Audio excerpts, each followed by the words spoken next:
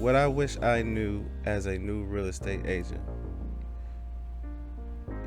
As a new real estate agent, we all think that our initial listing is going to be for $1 million and we're just going to be cashing commission checks for thousands of dollars on a daily basis. Well, before you get to that point, there's going to be some steps that you're going to have to take in order to achieve that goal. And if you have certain things in order as far as what you really want out of your business, once you figure that out, that's when you really are going to be successful. Now, being a real estate agent is a new career for me, as you may know. So when I initially started, I really was just basically learning as I was going, or I am continuing to learn as I go. So with that, had I known these key things, I think that I would be a little bit further along, and I think that this is good information for a new agent if you are considering, or if you are considering getting your real estate license. So with that, I'm going to go into my first topic, which is choosing a brokerage. Now, for me, when I initially chose my brokerage, I was just looking at what I was going to take home for each transaction that I would close. So, depending on the brokerage, they may have different commission structures. I'm not going to delve too deep into that, but what I'm referring to is their commission split, so which is basically what you're taking home from your transaction, and then basically what you're paying to your brokerage. And some brokerages operate on a percentage for every transaction. So let's say, for example, you close a deal for $5,000.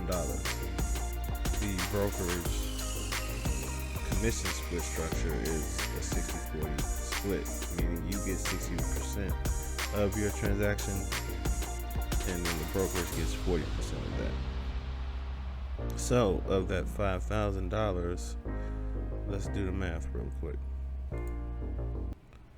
So, take 5,000.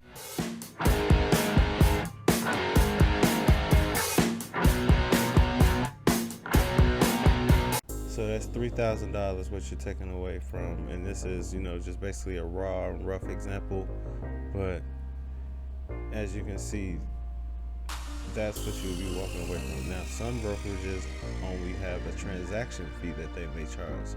So let's say, for the same example, your commission was $5,000. So, but at your brokerage that you're at, they only charge a transaction fee of $300. So that means that you only owe them $300.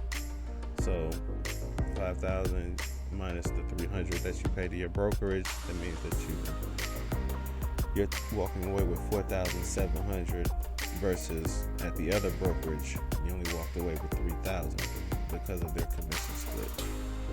So those are just some things that you're going to want to consider and taking into consideration. But also with the brokerage that you consider, also think about what their company culture is like. Are they known in the area, in the neighborhood? Are they constantly being sued, or are they constantly being involved in litigation? Find those things out. And do they offer training as well? Do they provide you with the tools that you need to be successful for your business? So those are some things that you're going to want to consider when choosing a brokerage. My next topic is basically finding a niche. So when I'm referring to finding a niche, I'm referring to finding a niche basis for your clientele. So an example for this could be military veterans. So in your state or where you're located at, it's a great place for military veterans. It's got, facilities that are in the area, and also is, located in a very, diverse metropolitan area that would attract, people who are on the move and that, need, flexibility with their, career and their living space. If you're able to advertise that, then that would be a niche client for you. Another niche client would be senior citizens. If you are able to help these clients, find particular housing that would be, beneficial to them and cater to their current lifestyle, then that would be a niche for you. So what you're going to want to consider is your business plan, and what I'm referring to is how you want to scale with this client base. So this is a client base where you can get the number of transactions to where you want to be at the end of the year, as far as what you've been able to accumulate with your revenue for your business. So map that out. Map out ways that you can get leads, ways that you can get into talking to potential clients and getting listing appointments scheduled, and finding out different ways that you can help them and market yourself as well. So that's what you should consider with finding a niche.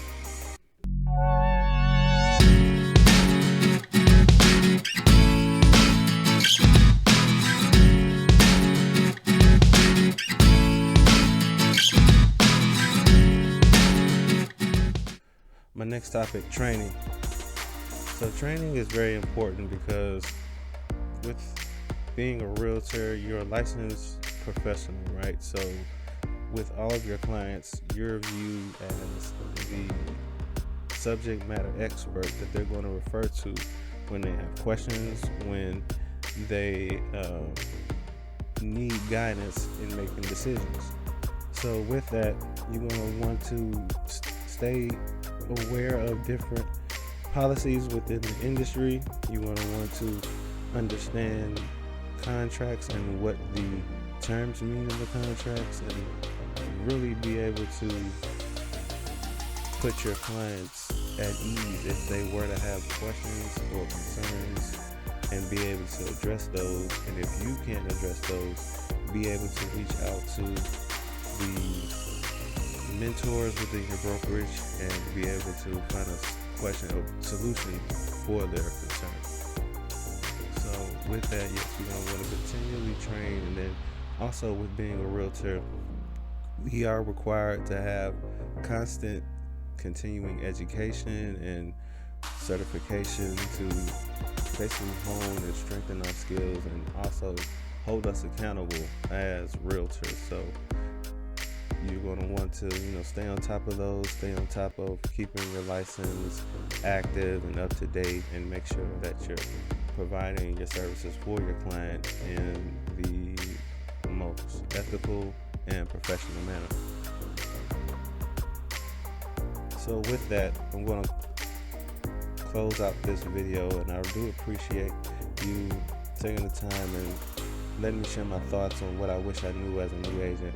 And again, when we initially get our licenses, we do have high hopes as anybody in the new career. However, you have to really sit back and plan out how you want your business to be.